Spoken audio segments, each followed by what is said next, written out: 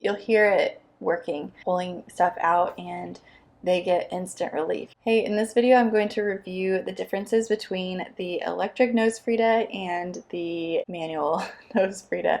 These products are by FridaBaby. We originally purchased this when our oldest was little. I didn't realize that there were other options.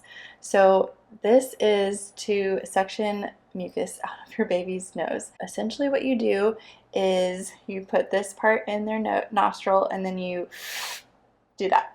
There is a little like sponge filter that goes in between, but I did not enjoy using this. It works, yes, but it's really hard. I find that you just don't have enough hands. So unless someone's there to help you, this is really challenging to use with a baby or toddler because they don't tend to love it.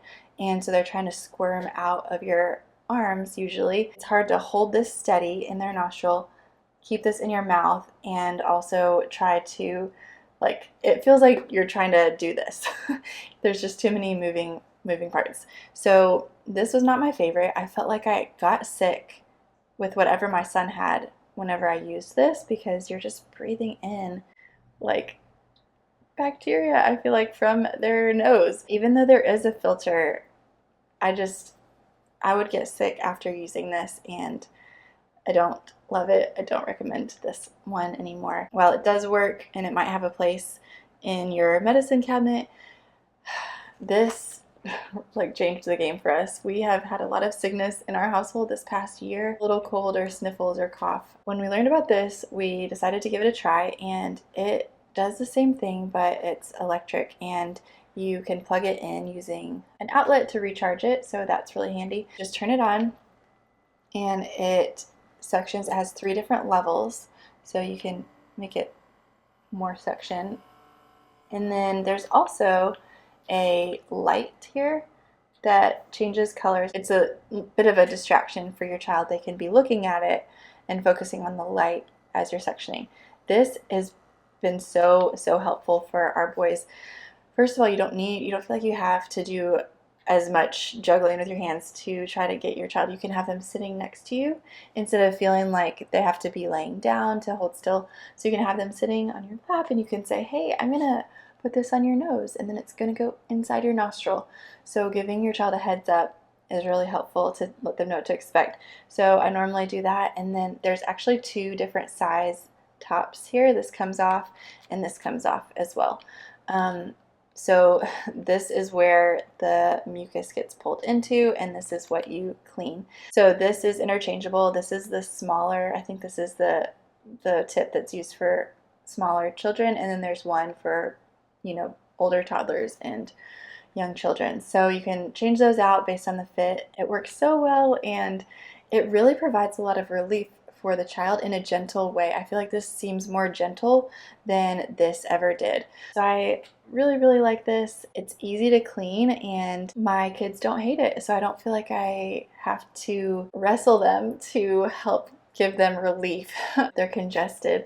So you just pop it in their nostrils. I like to just kind of like put it in there and kind of, I don't know, make sure it doesn't suction to their nostril. So to do that, you just kind of wiggle it around and just hold that there for several seconds, and you'll hear it working, pulling stuff out, and they get instant relief. Your children do. So when they're at those ages, you know, babyhood, toddlerhood, where they're just not quite sure how to blow their nose and to let the force come out and like to block one nostril, when that's just a little bit too tricky for young children and babies. So this has been a game changer in keeping them not congested and giving them relief from congestion when they do have it. Another helpful tip that we just learned this year, I don't know how we didn't know this, but using saline spray with either of these. Saline is really helpful. You can spray it in your child's nostrils, and it helps to loosen everything up and get it flowing, so it's easier to suction out of their nose. So saline spray in combination with this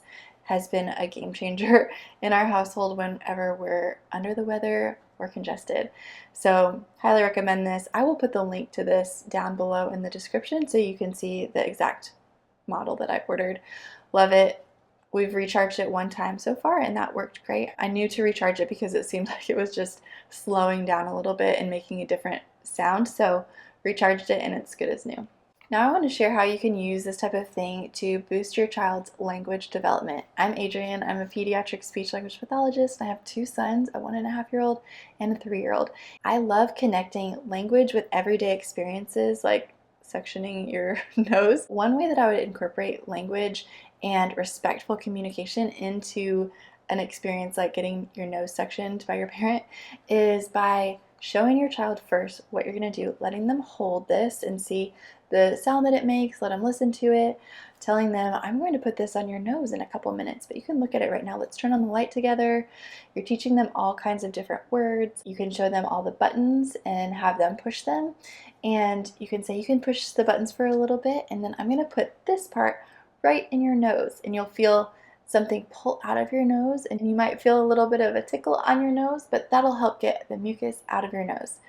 So by using words that your child might not know, you are helping them understand new words in the context that you're using them. So in order to introduce this to your child and make it an experience that is not traumatic or scary or intimidating for them or for you, it's nice to just explain to your child what you're about to do before you do it. It's like bedside manner that nurses learn and doctors learn, making your patient comfortable and helping them to understand what to expect before you do any kind of procedure on them, making sure they understand what's about to happen. And then after you're done, you can say, thank you for letting me do that. That's going to help your nose so you can clear out the mucus and so you can breathe a little bit easier while you're sick. We might do this again later if you need it. So that's my review on these 2 items. As a pediatric speech language pathologist, if you are ever concerned that your child is falling behind on language milestones, or you feel like they're frustrated because they're not able to talk to you yet, and you're looking around at kids their age who are already talking, I highly recommend that you look into my online class. It has helped thousands of parents around the world help their toddler learn to talk. The class is called Steps to Help Your Child Talk, and I walk you through how to get your child from babbling to saying their first words, to saying some phrases, then saying sentences, and having back and forth conversations with you. So I walk you step by step through the same process I take my local clients through to help them go from saying no words or very few words to having conversations. And that's all at my website at learnwithadrienne.com. And while you're over at learnwithadrienne.com, don't forget to download this free resource. This has the average number of words a child can say from 12 to 36 months old, so you can see if your child is tracking on pace with their peers. And then I have the How Kids Learn to Talk strategy icons, the blueprint for boosting language skills, and then milestone checklist from birth to 5 years old. So each age group has its own page with what your child should be able to understand at each age, what they can express, and then what you can do at home with them. That's free at my website at learnwithadrienne.com. This video is part of a long list of videos like this where I teach you how to use everyday items in your home that you probably already have to help boost your child's language skills, because we know that communication skills are so connecting between people. It's the #1 thing that a lot of employers look for when they're hiring is communication skills. So having a strong foundation of communication from an early age is something that I value and that a lot of people in society value. Setting your child up for success in communication is my passion, and I am here to help you set your child up for success too. I recommend watching this video next, and I will see you in the next video.